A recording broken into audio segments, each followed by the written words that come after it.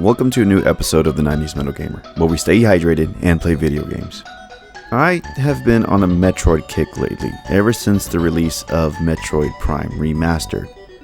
Since then, I have beat Metroid Prime for the GameCube, Metroid Fusion, and Metroid Dread, all of which are going to get proper review videos.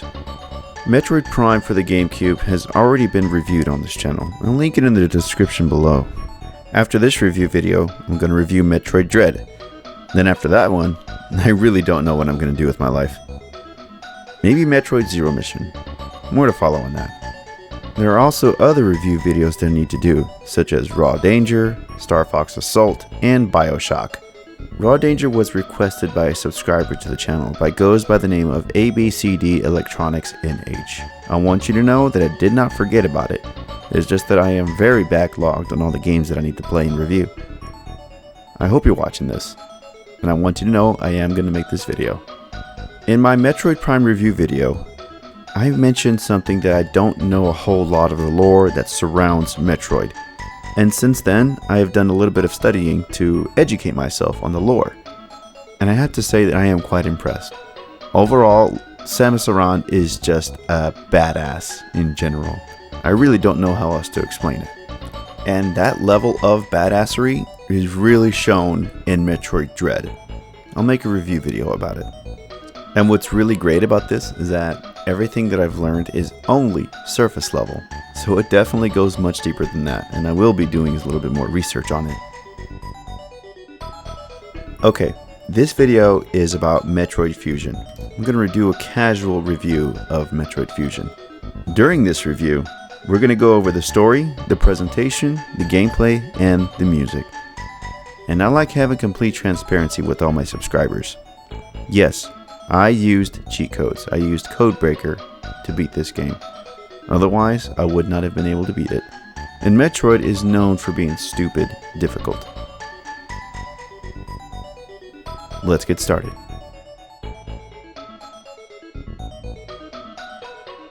And then the Lord said, I want to see your tiny head.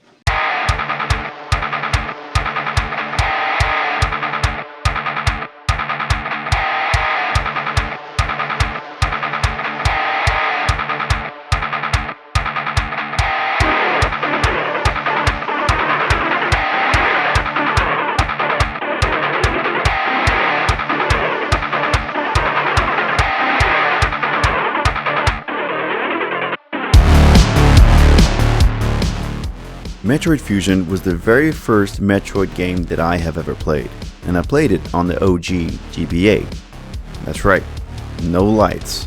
Needless to say, it was a struggle to beat this game because I needed lighting in order to play. Metroid Fusion was released November 17th, 2002, so I had to have been at least 15 years old when I first played it. I'm gonna say I was maybe around 16 or 17, maybe 18 years old when I first played it. I don't exactly remember. What I do remember is that I was completely addicted to it. I could not put it down. I remember getting up to the nightmare boss fight, and after that I nearly gave up. I could not beat that boss fight to save my life. And this is when I learned that there was an action replay cartridge for the Game Boy Advance. And the only reason why I was able to beat this game back then was because of that action replay. So between then and now, absolutely nothing has changed. But at least give me this. I'm completely transparent with you when I say that I cheated. Okay, that's enough monologuing for now. Let's get into this review.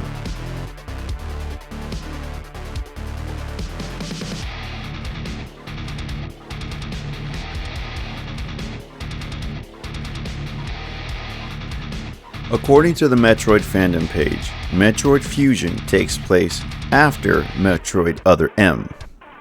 Now what goes on in Other M? Honestly, I really don't know. I have it on my Wii, but I have not yet played it.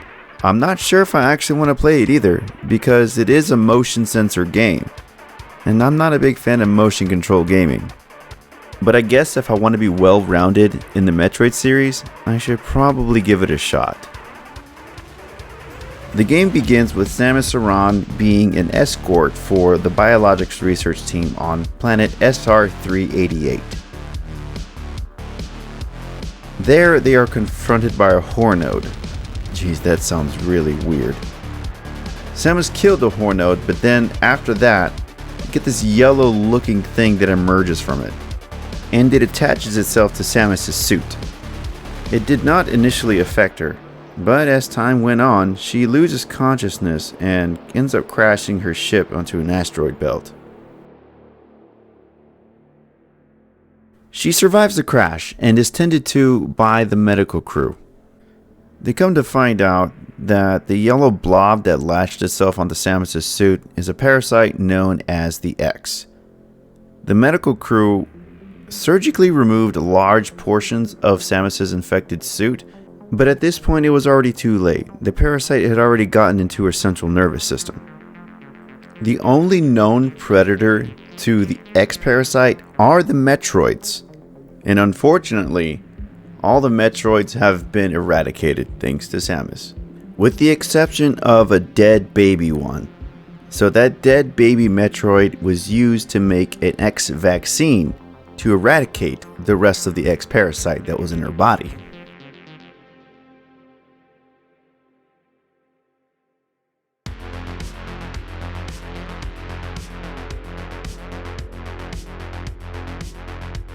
Thus, the Fusion suit was born. Personally, I like this one better as opposed to that orange one.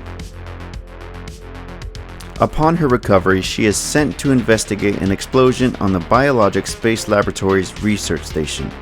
Thus begins the story of Metroid Fusion.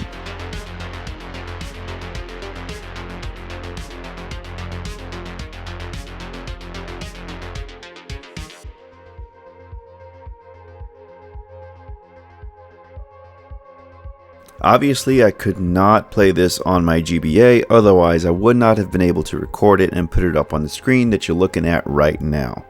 The next best option was to use the Gameboy player attachment for the GameCube.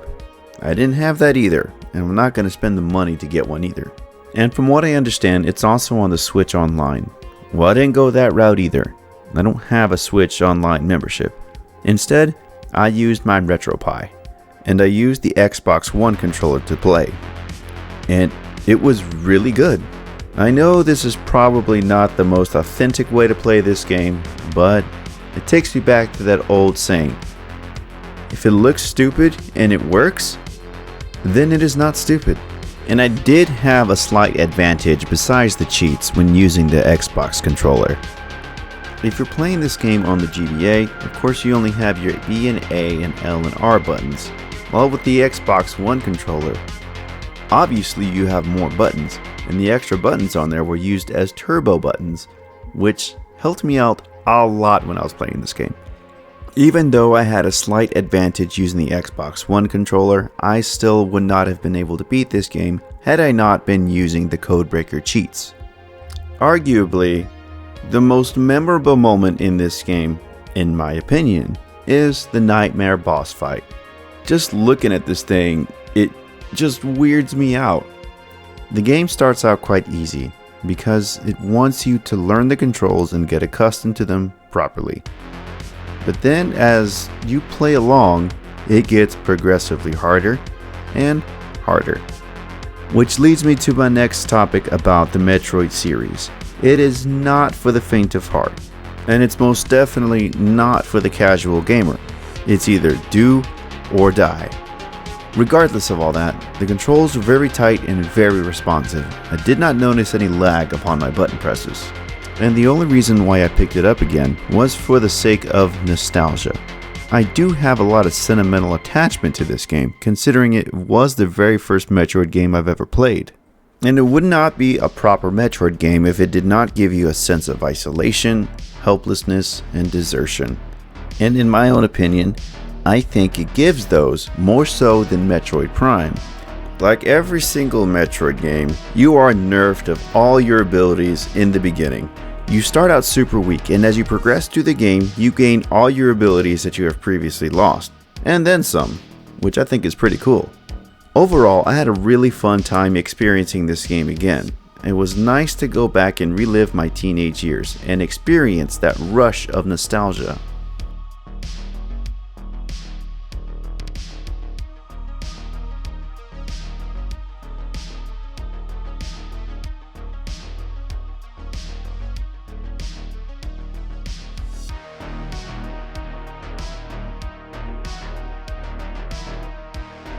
I have always thought that the GBA was just a handheld Super Nintendo, and this proves that I'm right. This looks exactly how it would be presented on a Super Nintendo. The GBA was an extremely powerful handheld console for its time, and Metroid Fusion proves that. The overall feeling that I get from Metroid Fusion is dark. Not only in terms of the story and the gameplay, but also the graphics as well. They look dark, and not necessarily in a bad way. It does it to purposely give you that feeling of isolation. In my opinion, it enhances the gameplay tenfold. And I'd like to say this game has aged quite well, even for 2022 standards. Now take it back to 2002 when it first initially released.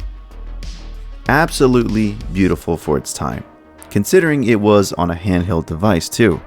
I am truly convinced that the GBA was a severely underrated piece of hardware, and it did not get the respect and appreciation that it truly deserves.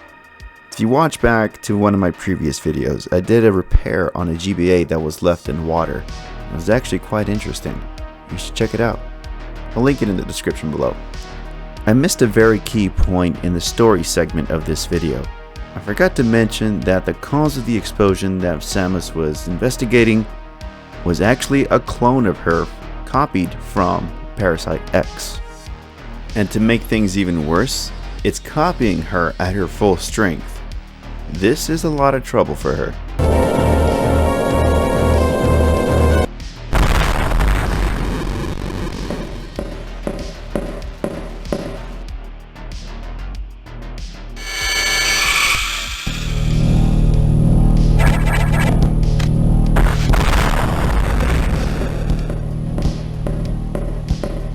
To sum this all up in 2 words, all I'm going to say is beautifully nostalgic.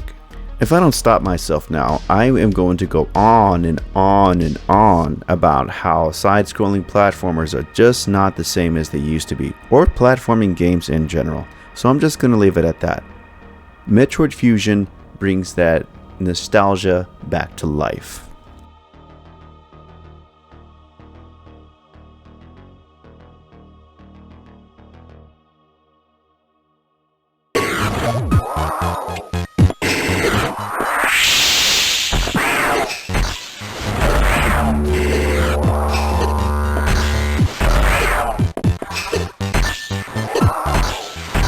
I keep making references to the Nightmare boss fight because for me that is the most memorable moment in this entire game.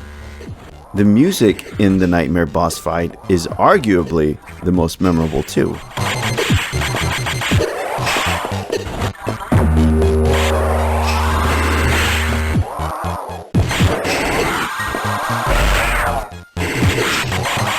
It's a reminder that you are alone here.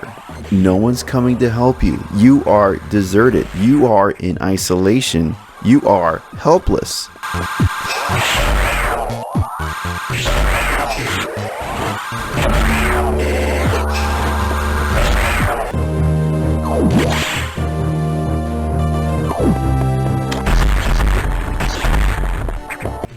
Each area has its own special music. Well, most of the areas.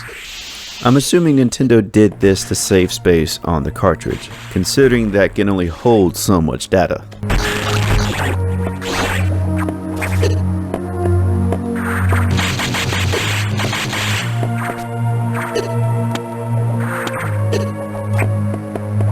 Overall, I would say the music is very memorable and very reminiscent to the Super Nintendo era.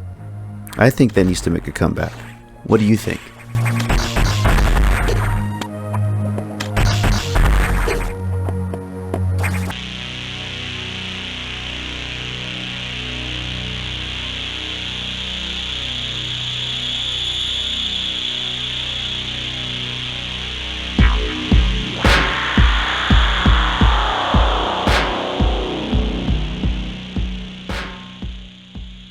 You thought you're gonna watch this video without seeing some kind of reference to Ridley.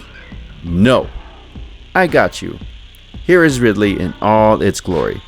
The funny thing is, Ridley is not the final boss of this game. Although Ridley is tough to beat, well, maybe not for me because I cheated, but it is possible.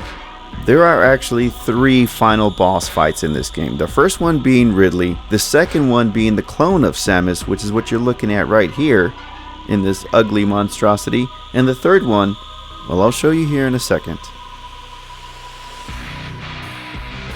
This is the final boss of the entire game, and this fight was absolutely no joke.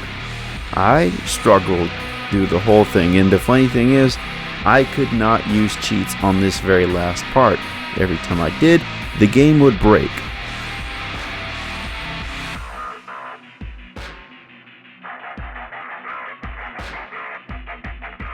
Overall, I had a lot of fun playing this game, cheating or not.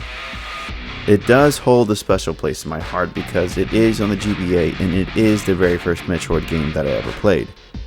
I will most definitely be playing this game again, with cheats, and you cannot convince me otherwise. I am most certainly not the same gamer that I used to be in my teenage years and my childhood. I just can't beat games on the hardest difficulty anymore, which is why I want to do casual review games. I play games on the easiest difficulty, and if I can apply cheat codes, then I will. And because I had so much fun playing this game, I will give this game a solid 5 out of 5 bottles of water.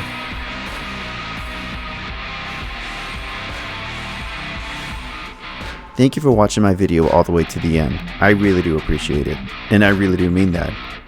If you're new here, welcome to the channel. I am really glad you found me. Please consider subscribing to the channel.